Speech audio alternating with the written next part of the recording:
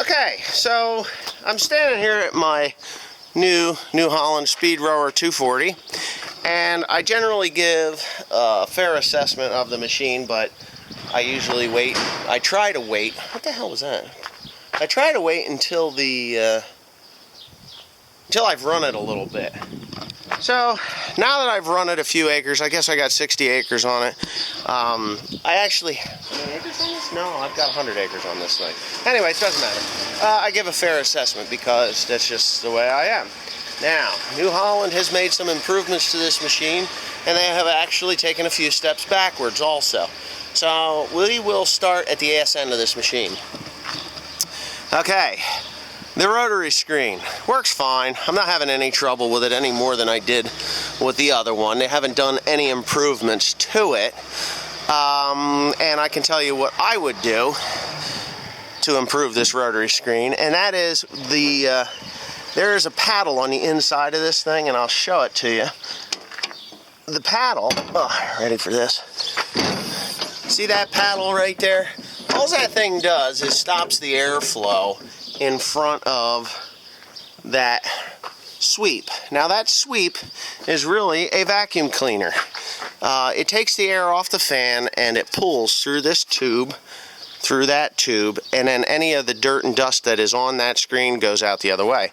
Well, you know, I've already seen it plugged about halfway up, and it doesn't block it enough to actually release the chaff that's on there to allow it to get sucked through. So other than that, and what happens if you do that? If it doesn't suck it all the way through, and it's not too bad right now, but it'll actually plug this rat up. And that came from the factory. I don't know what the hell they were doing, but they bent the fins on my oil cooler and my air conditioner cooler. So okay, so let's move on from this little thing right there. The rear axle.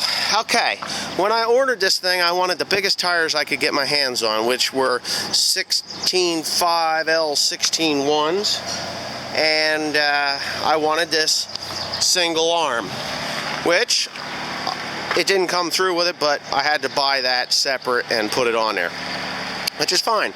These wheels do not wobble anymore when you go down the road because of this new design, the shock absorbers. The shock absorbers on the back here, that comes standard, which is an awesome feature. It works very well. On this side, everything's good. Now, what they have done, and I'm still at the ass end of this thing, is they have actually lightened the rear of this machine up. There's less metal back here for weight. You got that big engine in there, which is, that's a big heavy weight, but for some reason it is now lighter in the rear. So what they've done is they've added this weight box, or this weight box. I mean, it may have been in the other one, but the other one was weighted right. This one was not weighted right when I bought it. We were 6 weights shy of what it needed to have in it, and I actually bolted another lead weight of probably 120 pound lead weight in there, bringing the total weight of this thing to 900 pounds just to hold the ass end down. The air in the tires, and this is what they wrote on there, 36 psi, that is what is supposed to be in there. Well, there's no need for 36 psi with a tractor with only maybe 1,000 pounds of weight on the ass end of it. What would happen is when I come to the end of the row, or whether I'm stopping at a stop sign on the road, the ass would come right up off the ground. So New Holland brought me the 6 weights, we put them in there, I added that. That problem is fixed. Now, these tires, awesome.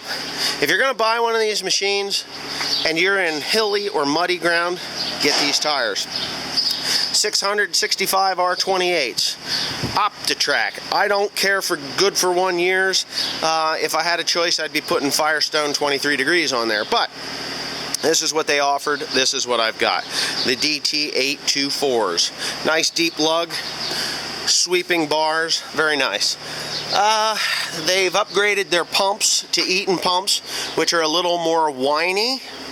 And I actually have an oil leak. Look at that. That's going to have to be addressed. we're going to give it a chance to stop leaking. I'll wash it off and go from there. So anyway, next thing on the agenda is the step. They put another step at the bottom, which makes it easier to get in and out of. I'm afraid if we do get into mud, it's going to bend that off, but hey, I think it should be on rubber personally. The cab is 8 inches wider, giving you more room in there to carry a passenger, which I have 3 children, and they like to go along with me sometimes. So I had my daughter in there yesterday, and she said, yeah, Dad, this is pretty cool. The headlights, there's 4 LEDs up there and 2 conventional, incandescents. I like the way they've moved the light brackets more inward and less outward, because on the other machine they were right here and they got ripped off all the time or bent. They moved the pumps lower on the hood, therefore giving you a better view of what's going out here on the other side, on the outside. But they did remove some things in underneath here that were very helpful, and now I'm going to have a problem with. First things first, they removed the plastic liner on there. So every rock that comes up through here is going to put a dent in that, and it's going to mess up my machine. There should be plastic underneath there, and there should be plastic there is plastic on the front. Alright, so the front one has plastic, but the one in the back, they do not have plastic. The smart thing that they did was remove these stupid crop lifters like I did on the other machine, and I'm a little shy on the light. Let me turn the light on here. I don't know if it's going to make any difference, but they took the lifters off, which was great. They left them on the back, which I think I'm going to be removing them anyway. But they added something even dumber, really dumb. And of course, I'm sure New Holland guys are going to say, well, we don't think they're dumb. But I do, because they're dumb. The reason I say they're dumb is because if you get a rock, and all it's got to do is touch this little thing here, and it bends it. When it bends it, it gets up against the cutter bar, and it chews at it like that. Actually, that is from the knife, but I bent a couple knives up. I'm in real rocky conditions right now. But anyhow, those are coming off of there. I'm going to be removing them. Not today, but well, maybe today, maybe this afternoon. I have to go mow. But they did improve the auger. They made a smaller tube in there and increased the thickness of the flighting by double out here on the edges, and in here where it goes into, they lengthened the flippers, the rubber flippers that go in there, so that there's more room for material to pass into the rollers. I do have some broken knives in here that will be replaced, like this one here. This one's busted off, but I'm going to be replacing them now. I just wanted to do this review. They shortened the tower a bit and added bigger flippers onto them. Of course, that one's bent already from the rocky area that I'm in. And that's the thing with these machines. If you get into rocks, they will do some severe damage to them. But, hey, what are you going to do? You're going to make hay, whether it's rocky or not. You can't choose every place you want to be. But now for the dumbest thing on this header. And I gotta say the dumbest thing. The reason I say the dumbest thing is because I got all this glass. This whole entire cab is nothing but glass. And these tops, I like the idea that they're replaceable. Easily replaceable. I mean, you got these bin bolts, or these machine-headed bolts that hold it on. Okay, well, like I said about rocks are going to pummel this thing. There's nothing to deaden the rock blow. Well, I have a bolt here, and I have a bolt way the hell over here. Maybe I can get a better angle on this. I'm up in the air here. A bolt here and a bolt there. There's no bolt here. There's no bolt to fasten this on. Well, last night I hit a rock. It struck right there. It lifted this. Look how cheesy that is. Cheesy. Look at that. I am getting material flying back at this great big very expensive window because some stupid engineer somewhere couldn't put a bolt right there to fasten that plate down. So yeah, and it's not only on this side, but it's over here too. Oh, I'm gonna fall off of here. It's over here too. So there's like a 2-foot section there of unsupported hood, and it's gonna cause an ass ache for me. So I'm just gonna bend that back down and probably have Timothy or something tap up on the bottom of that thing to secure it until I can run I'm going to weld a tab on. I'm going to pull it off. I'm going to weld a tab there, and I'm going to support it with a bolt there on both sides so I don't bust my glass. Yeah. Yeah. Here's another good thing about this header. Is right there. That used to have 4 shafts in it, 4 sets of universals, and I thought that was stupid just to run the crusher rolls. So what they've done, let me get down here. What they have done is they have actually just eliminated this center piece. The other thing is it would fill with chaff and dirt and crap, and I mean you still get a little bit, but it's not running on these power takeoff shafts. Another thing that I really like about this header is right there, ease of access. You can get right in there and do what you need to do.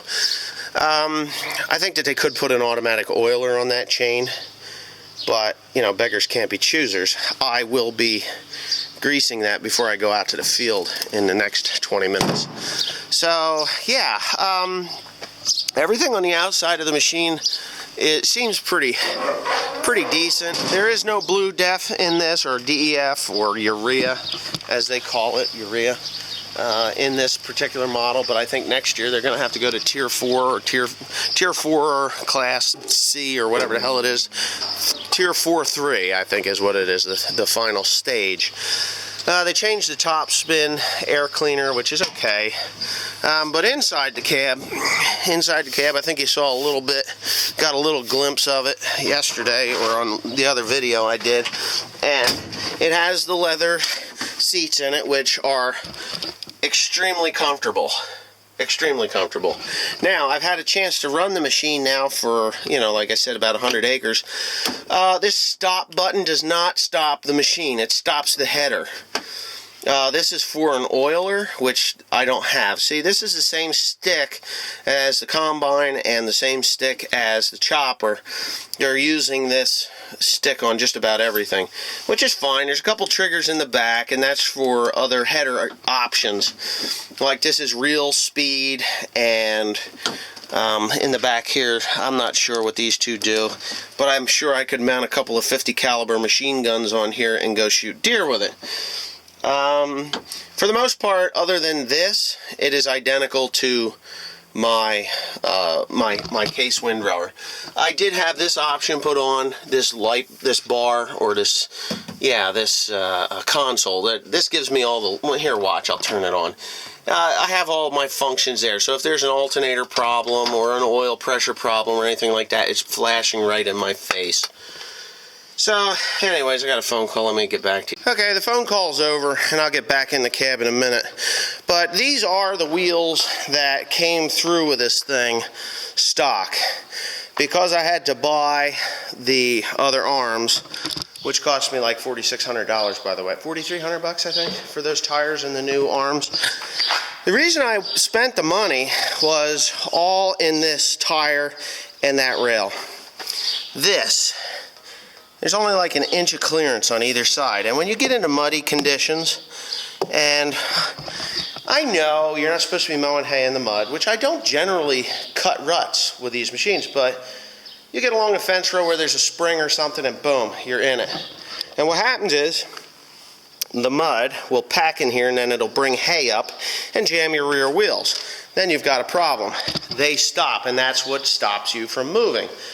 For the most part, you don't cut ruts with these machines, and if you are cutting ruts, you got no business being there in the first place. So the name of the game is to float. So that's why I bought these. These are 14L 16-1 SL farm tires by Carlisle. Like I said before, the tires on the back there are 16.5/16 ones. They're a taller, wider, higher flotation tire, and oh, I did just replace the knives in these too to get that straightened out, just for a simple reason. There's shock hubs in there too, in case I hit an obstruction and actually break the hub. It doesn't break my gearbox, which could be a real nuisance. So, anyways, while I'm putting this down, I guess I'll bullshit. Yeah, so flotation is the name of the game. Now, if you're floating, you're not cutting ruts. So, anyway, if you're floating, you're not cutting ruts. So the name of the game is to float. That's why those great big balloony buggers. Let me shift this off. Yeah, these great big balloony buggers are on the back. Now, as you can see, there's clearance there. I can put 4 fingers in there. So any mud is just going to deflect off of there, fall down. No hay is going to get stuck in there. The chances of this thing stopping the machine, these tires, is next to impossible. Now, yesterday I went through a wet spot, which would have sucked me in big time with the old machine, and it didn't do anything. I went right through, never even made a mess. Never even threw mud up on the header, and that's usually what'll happen. So anyways, back to the cab. Same steering wheel setup, same horn, same 4-way flasher, everything's set up the same.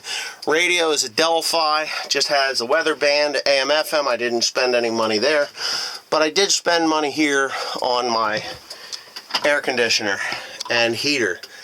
It sets the, I gotta turn the wheel to the right.